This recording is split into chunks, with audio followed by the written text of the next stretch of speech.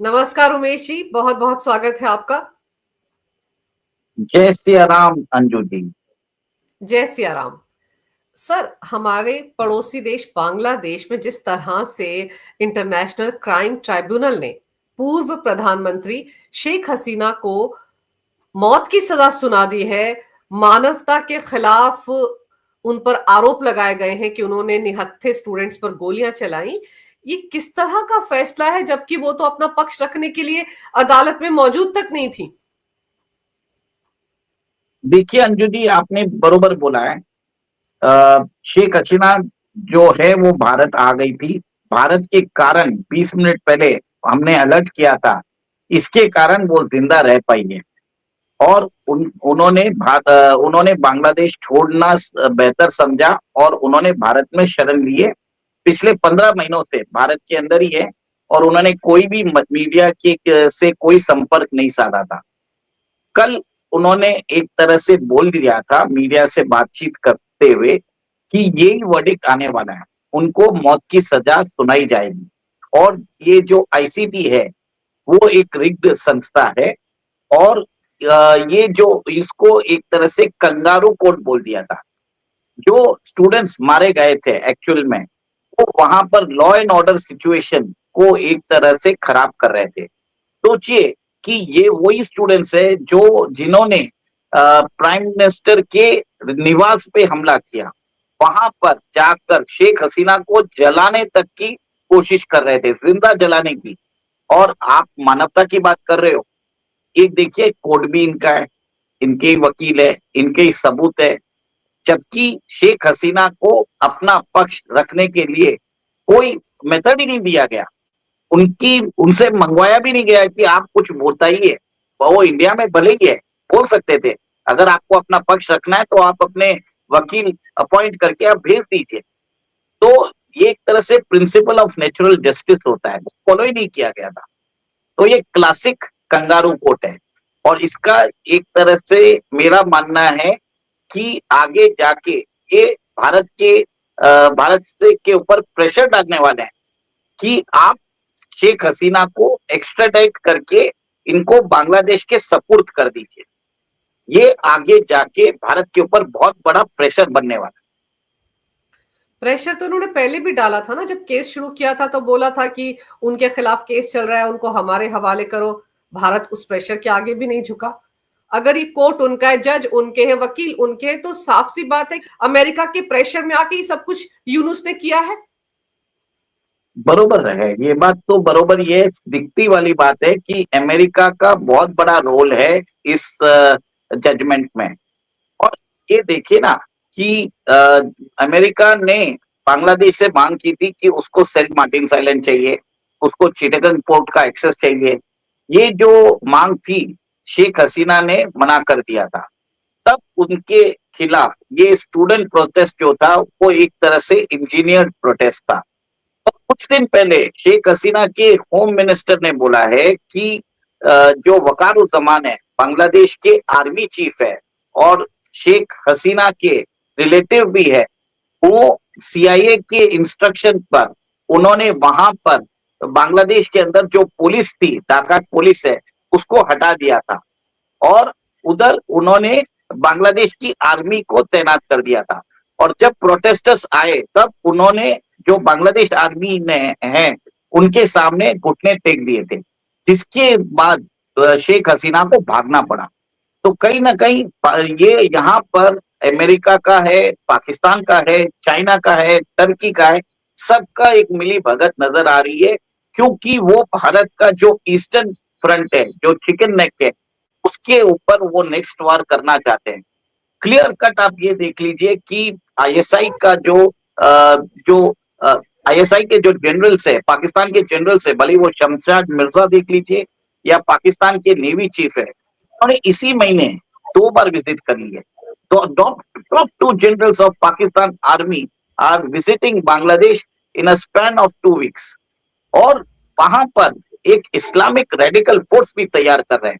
कम से कम 10,000 जो रेडिकल जिहादी है उनको वेपन ट्रेनिंग दी जा रही है, ताकि बांग्लादेश के अंदर बांग्लादेश आर्मी को रिप्लेस किया जाए। अब बांग्लादेश आर्मी की जो टोटल स्ट्रेंथ है इट इज 1,60,000। 10,000 जिहादियों को आप तैयार कर रहे हैं। इसका मतलब ये है कि यूनुस चाहते ही नहीं है कि वहां पे कोई चुनाव हो, और उन्हें ये भी मालूम है ऐसा अगर फैसला दे देंगे तब अवामी लीग के सपोर्टर्स बाहर आएंगे और प्रोटेस्ट करेंगे, और उनके काउंटर में वो अपनी पार्टी जो पुराने स्टूडेंट्स थे जिन्होंने शेख हसीना के खिलाफ प्रोटेस्ट किया था उनको उतारा जाएगा, ताकि देश के अंदर एक गृह युद्ध जैसी स्थिति हो जाए और इलेक्शन हो नहीं हो सके और यूनुस अपनी गद्दी बचा सके। बिल्कुल, यूनुस अपनी गद्दी बचाने के लिए सब कुछ कर रहे हैं और डर तो इस बात का भी था ना कि अगर इस तरह का फैसला ना सुनाया जाए शेख हसीना के खिलाफ, तो जब चुनाव होंगे, अगर उनकी पार्टी खड़ी होती है, लोग उनके समर्थन में आते हैं, तो यूनुस की कुर्सी को खतरा पैदा हो जाएगा। और ये सब कुछ जो हो रहा है, इससे पहले भी तो आप देखो ना, बांग्लादेश की सड़कों पर यूथ उतरे हुए हैं। देखिए वहां पर क्या तस्वीरें सामने आ रही है सोशल मीडिया पर, कैसे आगजनी हो रही है, क्या कुछ नहीं हो रहा वहां पर। देखिए बॉम्ब ब्लास्ट की घटनाएं ढाका में आम बात हो गई है।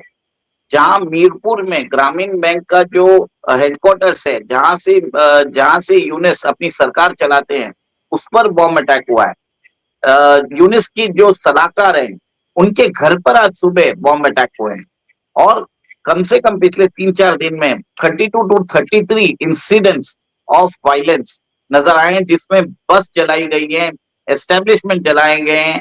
तो ये एक तरह से कॉमन चीजें हो चुकी है। रेलवे ट्रैक्स को जलाया जा रहा है, बसेस को टारगेट किया जा रहा है, इंफ्रास्ट्रक्चर को खत्म किया जा रहा है। तो बांग्लादेश एक तरह से सिविल वॉर की तरफ बढ़ता हुआ नजर आ रहा है। अब ऐसी बात है कि बांग्लादेश आर्मी सिचुएशन को कंट्रोल करने की कोशिश कर रही है, पर क्या वो इतनी बड़ी अगर फोर्स आ जाए, जैसे जिस हिसाब से स्टूडेंट्स प्रोटेस्ट के कारण शेख हसीना को भागना पड़ा, अगर अवामी लीग के सपोर्टर्स उतनी तादाद में सड़क पे आ जाए तो क्या आर्मी उनको कंट्रोल कर पाएगी, क्या यूनुस रह पाएंगे, ये देखने वाली बात है। क्योंकि मेरा मानना है कि अगले 2-3 दिन में बांग्लादेश में स्थिति क्लियर हो जाएगी कि किसका राज होने वाला है। और फिर अगर इस फैसले से पहले यूथ सड़कों पर उतरकर इतना बवाल मचा रहा था, तो अब तो ये फैसला आने के बाद पूरा का पूरा बांग्लादेश हाई अलर्ट पर होगा, क्योंकि अब तो कुछ भी हो सकता है। क्योंकि अब जाहिर सी बात है, शेख हसीना के समर्थक अब तो सड़कों पर खुलकर उतरेंगे जब उनकी नेता को फांसी की सजा सुनाई गई है। देखिए जो ग्राउंड सपोर्ट बन रहा है उससे लग रहा है कि बांग्लादेश के अंदर जो इकोनॉमिक सिचुएशन जो खराब हुई है उसके कारण यूनुस को एक तरह से टारगेट पे है। यूनुस जब आए थे उन्होंने प्रॉमिस किया था कि मैं 6 महीने में इलेक्शन करवाऊंगा, मैं बांग्लादेश से वापस ग्रोथ ट्रेजेक्टरी पे लेके आऊंगा। पर देखिए आज बांग्लादेश के अंदर उनके जो टेक्सटाइल एक्सपोर्ट्स है वो एक तरह से खत्म हो चुके हैं, क्योंकि इनको सारी सपोर्ट भारत से मिलती थी। भारत इनको पावर देता था, भारत इनको कपास देता था, डीजल देता था, अपने एयरपोर्ट्स और पोर्ट्स को यूसेज की इनको परमिशन थी कि वो भारत के पोर्ट्स और एयरपोर्ट्स को यूज करके विदेशों में अपना सामान बेच सकता था। अब बांग्लादेश के पास कुछ भी नहीं है। हाँ, वहां पर बैंक के अंदर कम से कम लाखों टका का घोटाला हो चुका है। कहीं ना कहीं पूरी इकोनॉमी चरमरा गई है। इसी के कारण लोगों को समझ में आ गया कि यूनुस जो है एक तरह से ग्रहण है बांग्लादेश पर, और वो शेख हसीना का रूल को याद कर रहे हैं। शेख हसीना ने भी 15 महीने तक कुछ भी नहीं बोला। उनको एक ही चीज था, जो हनीमून पीरियड है इनको मनाने दीजिए, लोगों को समझ में आ जाएगा कि क्या होती है, इकोनॉमिक स्थिति कैसे खराब होती है, तब समझ में आएगा। इसी के लिए स्ट्रेटेजिकली उन्होंने कल उसका फर्स्ट टाइम मीडिया इंटरव्यू दिया और वो खुल के बात। पर उमेश जी, जिस तरह के हालात बांग्लादेश में है, बांग्लादेश पर तो ये भी आरोप है ना, जो दिल्ली में जिस तरह से लाल किले पर अमोनियम नाइट्रेट से धमाका किया गया, मतलब 3,200 किलो अमोनियम नाइट्रेट, यही कहा जा रहा है ना कि नेपाल के रास्ते बांग्लादेश से ही भारत लाया गया। और पाकिस्तान इस बार बहुत ज्यादा चतुर बन रहा था, बहुत चालाक बन रहा था कि उनका नाम कहीं बीच में नहीं आना चाहिए, बांग्लादेश का नाम आना चाहिए, उनकी जमीन का इस्तेमाल किया गया। तो बांग्लादेश के लिए भारत का जो रवैया है आने वाले दिनों में वो और ज्यादा सख्त होगा। इस बार हो सकता है ऑपरेशन 2.0 इधर भी हो।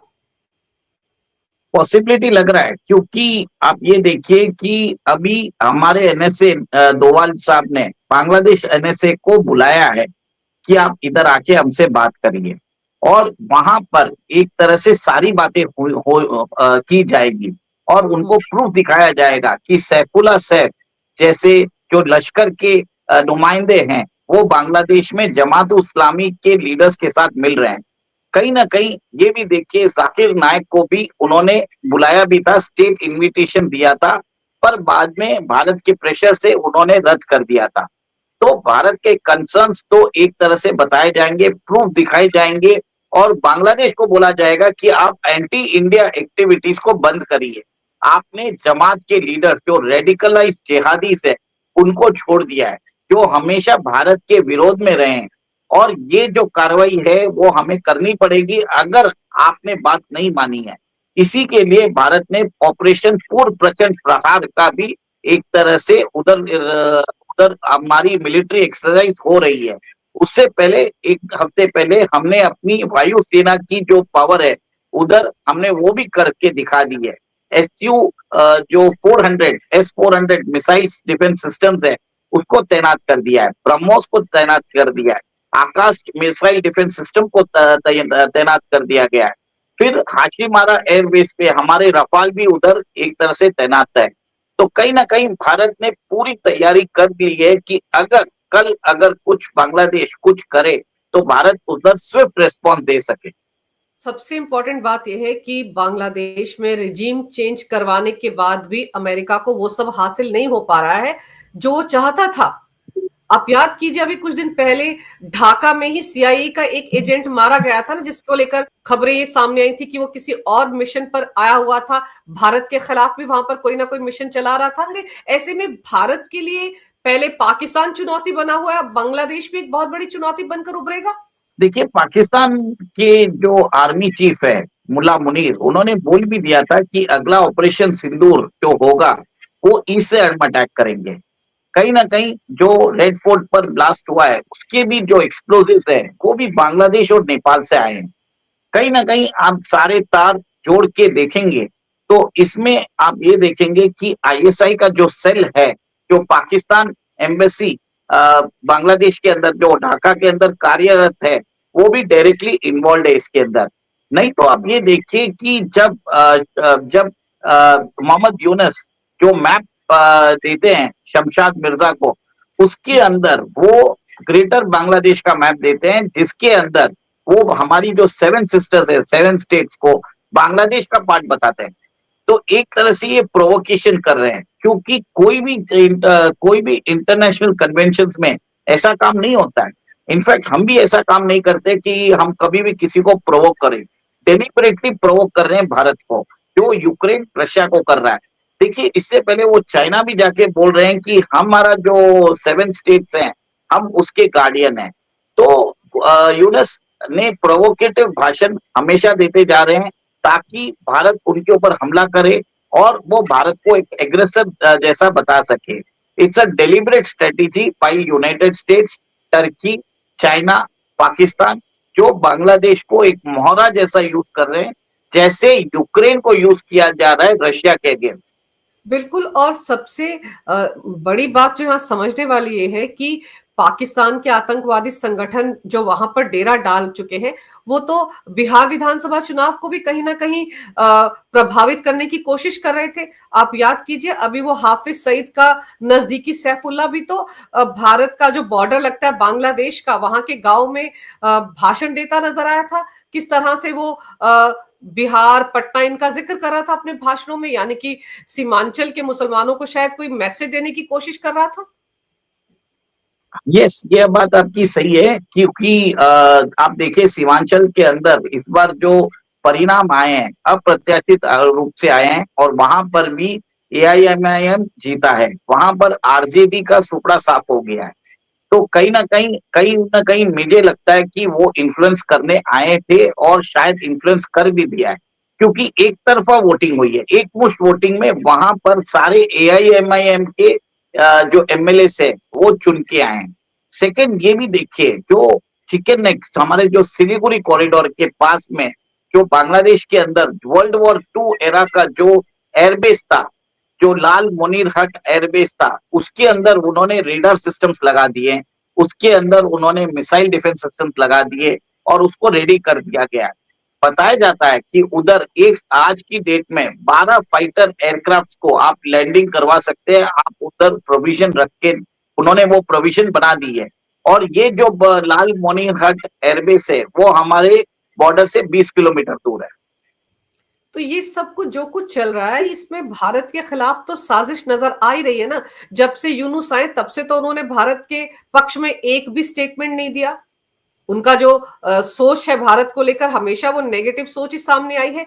तो अब जब शेख हसीना को ये सजा सुना दी गई है, भारत का रुख क्या रहने वाला है? भारत के सामने हो, जैसे आपने कहा कि ये फॉर्मली बताएंगे भारत को कि उनको सजा हो गई, हमारे हवाले करो। तो ऐसे में भारत पूरे इंटरनेशनल सिनेरियो को देखते हुए किस तरह से पेश आएगा? देखिए अंजू जी, इसके अंदर बहुत सारे इफ्स एंड बट्स हैं, क्योंकि अगर भारत शेख हसीना का डायरेक्ट पक्ष लेता है तो इंटरनेशनल ट्राइब्यूनल मतलब इंटरनेशनली वो एक तरह से डायरेक्ट पक्ष ले नहीं सकता है। बट वो एक चीज बोल सकता है कि शेख हसीना की पार्टी को आप रिप्रेजेंटेशन दे दीजिए, ताकि वो वहां पर डेमोक्रेटिक इलेक्शन जब होते हैं वो कंटेस्ट कर सकते हैं, ऐसा कुछ डिमांड कर सकते हैं। क्योंकि मुझे नहीं लगता है कि अगर शेख हसीना की पार्टी को अगर डेमोक्रेटिक प्रोसेस से अलग थलग रखेंगे तो वहां पर इलेक्शन फ्री एंड फेयर होने वाले हैं। क्योंकि आप ये देखिए कि जो लास्ट ईयर जो इलेक्शन हुए थे 2024 में, तब बीएनपी ने उसमें भाग नहीं लिया था, फिर भी शेख हसीना ने वापसी की थी। अब वापस अब देख लीजिए, वापस इलेक्शन हो रहे हैं फरवरी 2026 में। पार्टिसिपेटिंग करने के लिए शायद अवामी लीग को वो बोल सकता है कि आप उनको अलाउ करिए, क्योंकि सबको हक है रिप्रेजेंटेशन का। ये मोस्ट लाइकली सिनारियो मुझे लग रहा है। पर ऐसे हालात में चुनाव हो पाएंगे या नहीं? और यूनुस को पता है कि अगर चुनाव होंगे तो वहां की जनता उनको पहचान चुकी है कि किस तरह से वो अमेरिका के पिट्ठू हैं। सारे फैसले अमेरिका के कहने पर लेते हैं, सीआईए के कहने पर लेते हैं, डीप स्टेट के कहने पर लेते हैं। तो वहां की जनता तो उनको स्वीकार नहीं करेगी और उनका जाना तय है। तो ऐसे सिचुएशन में क्या यूनुस चाहेंगे कि चुनाव हो? मेरे ख्याल से अब करना पड़ेगा, कोई उपाय नहीं रह गया है। बांग्लादेश नेशनलिस्ट पार्टी जो खालिदा जिया की पार्टी है, उन्होंने भी यूनेस को क्रिटिसाइज किया है। और उनकी जो स्टूडेंट्स की बनाई हुई पार्टी है नेशनल सिटीजन्स पार्टी, वो भी अपने आप को अलग थलग कर चुके हैं यूनेस एडमिनिस्ट्रेशन से। तो यूनेस का कोई सपोर्ट नहीं बेस रह नहीं गया है। अभी वो एक तरह से वकारुज्जमान के सपोर्ट के कारण वो चीफ एडवाइजर की पोस्ट पर है, और वकारुज्जमान एक तरह से सीआईए के एजेंट है। कहीं ना कहीं अब भारत का इन्वॉल्वमेंट भारत को अपना इन्वॉल्वमेंट एक अप्रत्यक्ष रूप से स्टार्ट करना पड़ेगा, और डेमोक्रेसी की रेस्टोरेशन के लिए वो बांग्लादेश के अंदर उनको कार्य करना पड़ेगा। भले ही वहां पर अवामी लीग आए या बांग्लादेश नेशनलिस्ट पार्टी आए, भारत सरकार वहां पर इलेक्टेड गवर्नमेंट के साथ बातचीत करना पसंद करेगा। और वैसा ही जो तालिबान के साथ कर रहे हैं, हम अफगानिस्तान में तालिबान के साथ कर रहे हैं, वैसे ही हम वहां पर भी we will be dealing with the elected representatives of Bangladesh rather than CIA stooge Mohammad Yunus. ये भारत ने क्लियर कट बोल दिया है। अमेरिका अपनी दादागिरी दिखा रहा है बांग्लादेश में यूनुस के बहाने। आपको लगता है कहीं कोई भूमिका चाइना की भी हो सकती है यहाँ पर? देखिए, चाइना अभी एक तरह से साइलेंट हो चुका है, क्योंकि आप ये देखिए कि अमेरिकन इन्फ्लुएंस जब भी बढ़ता है, वहां पर चाइनीज इन्फ्लुएंस धीरे धीरे कम होता जाता है। चाइना भी वहां पर बांग्लादेश के अंदर उसके पोर्ट्स उसके कंट्रोल में है, कुछ उसके प्रोजेक्ट चल रहे हैं सीपेक के, अब वो स्लो डाउन हो चुका होगा। चाइना भी चाहता है कि वहां पर एक डेमोक्रेटिक सरकार आए, और डेमोक्रेटिक सरकार आएगा तो सारे नेशन जो भी है, अमेरिका हो, चाइना हो, भारत हो, सबके साथ बैलेंस रिलेशनशिप रख सकते हैं, और बैलेंस रिलेशनशिप में सबका फायदा है। ये एक तरह से चाइना को भी समझ में आ गया, इंडिया को भी समझ में आ गया। और अमेरिका इतना मतलब उन्होंने इतना कैपिटल उधर वेस्ट करके भी उनको जो चाहिए वो मिल नहीं पा रहा है, उनको एक तरह से स्ट्रेटेजिक एडवांटेज नहीं ले पा रहे, क्योंकि भारत ने रिस्पॉन्ड ही नहीं किया। भारत ने एक तरह से चुप्पी साधी रही। जब जितने भी प्रोवोकेशन थे यूनेस के, तो उन्होंने कोई भी रिस्पॉन्ड नहीं किया। कहीं ना कहीं जो यूक्रेन और रशिया जैसा युद्ध वो करवा चुके हैं, यूरोप के अंदर, एशिया के अंदर वो इंडिया और बांग्लादेश जैसा युद्ध करवाने का उनका प्लान था, जो विफल हो चुका है। तो जो पाकिस्तान जाकर बांग्लादेश में भारत के खिलाफ खेल खेल रहा है, 10,000 रेडिकलाइज्ड फोर्स एक तरह से तैयार हो रही है, वो भी तो भारत में किसी ना किसी तरीके से घुसाने की कोशिश होगी ना। लेकिन अब तो एसआईआर जो है वो वेस्ट बंगाल में भी शुरू हो चुका है, तो कितने सारे लोग हैं जो वापस बांग्लादेश जा रहे हैं, तो ये सब चीजें भी तो देखनी पड़ेंगी यूनुस को। देखिए, बांग्लादेश के अंदर एक सर्ज ऑफ रेफ्यूजीज जो घुसपैठिए भारत में थे, वो अभी बांग्लादेश वापस जा रहे हैं। वहां पर टेक्सटाइल इंडस्ट्री ऑलरेडी खत्म हो चुकी है। जितने बड़े ब्रांड्स थे, ज़ारा है, एच&एम है, वो उन्होंने अपनी फैक्ट्री अभी उत्तर प्रदेश में लगा रहे हैं। अब यहाँ पर भी घुसपैठिए हैं जो भारत के अंदर काम कर रहे थे, वो उधर जाने के बाद एडिशनल स्ट्रेन एंड रिसोर्सेज पड़ने वाला है। तो कहीं ना कहीं आप देखिए आगे आने वाले जो दिन है दिलचस्प है कि यूनस मैनेज कैसे करेंगे। Surge of refugees from India, वहां पर इकोनॉमिक कोलैप्स पर है बांग्लादेश, और कैसे बनेंगे। तो ऐसा भी हो सकता है कि यूनस को भागना पड़े जैसे शेख हसीना को भागना पड़ा था। ये पॉसिबिलिटी ये हो सकती है। बिल्कुल सही कह रहे हैं आप। अमेरिका ने बांग्लादेश को पूरी तरह से बर्बाद कर दिया है। रही सही कसर आईएसआई ने और पाकिस्तान ने पूरी कर दी है। और यूनुस, जिसको लग रहा था कि उसकी कुर्सी बड़ी सुरक्षित है, वहां पर जो जैन जी सड़कों पर उतरे हैं, जो यूथ सड़कों पर उतरे हैं, उन्होंने भी नाक में दम कर दिया यूनुस के। तो आने वाला वक्त बहुत ज्यादा मुश्किल है। और जिस तरह से शेख हसीना को फांसी की सजा सुना दी गई है, उसके बाद वहां का युद्ध और भड़क गया है। तो हालात बेकाबू होते जा रहे हैं। यूनुस के बस का नहीं है सब कुछ, तो हो सकता है यूनुस भी देश छोड़कर भाग जाए, क्योंकि पहले भी वो अमेरिका से यहाँ पर लाकर बैठाया गया था, तो हो सकता है वापस चला जाए। और भारत को एक जिम्मेदार पड़ोसी होने के नाते हालात पर नजर रखना भी जरूरी है। देखते हैं शेख हसीना के मामले में भारत सरकार की तरफ से, एमईए की तरफ से किस तरह की प्रतिक्रिया आती है। लेकिन आपने इस विषय पर बहुत ही विस्तार से, बहुत ही अहम जानकारी मेरे दर्शकों को दी। आपका बहुत बहुत धन्यवाद उमेश जी। नमस्कार। भारत माता की जय हो। वंदे मातरम। जय सिया राम। जय सिया राम।